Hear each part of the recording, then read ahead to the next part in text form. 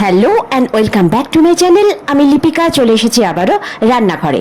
তোমাদের জন্য নিয়ে এসেছি পুরোনো দিনের একটা ভীষণ সুস্বাদু রান্না, মিষ্টি কুমড়ো দিয়ে চিংড়ি মাছ দিয়ে একটা রান্না।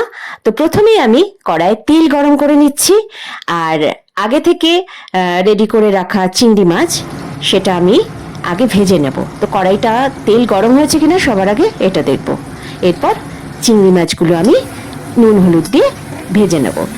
আর আমি এখানে 1 কেজি মতো কুমড়ো নিয়েছি, একদম টাটকা সুন্দর কুমড়ো, সেটা আমি সুন্দর করে কেটে জল ঝরিয়ে রেখেছি।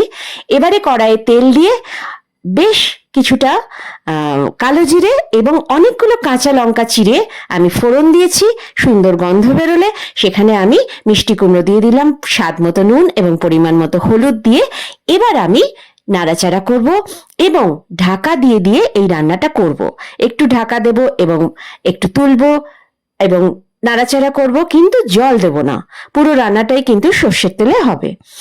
তো কুমড়ো থেকে নিজে থেকেই জল বেরোবে, তো আমি ঢাকা দিয়ে দিলাম।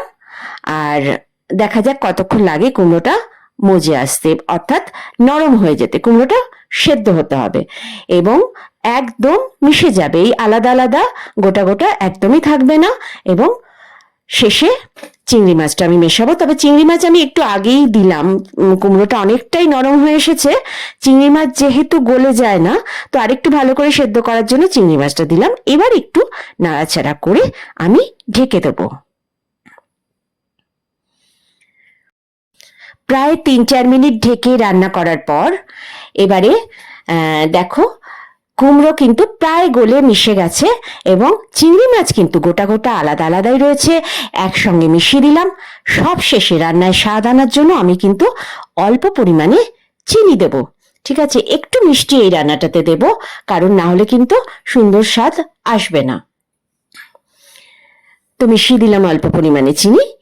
আর এই রান্নাটার একটা বিশেষত্ব হলো লঙ্কার ঝাল, কাঁচা লঙ্কার ঝাল, সেই সঙ্গে মিষ্টি এবং নুন সম পরিমাণে হবে, যেটাতে খেতে অসাধারণ স্বাদ হবে।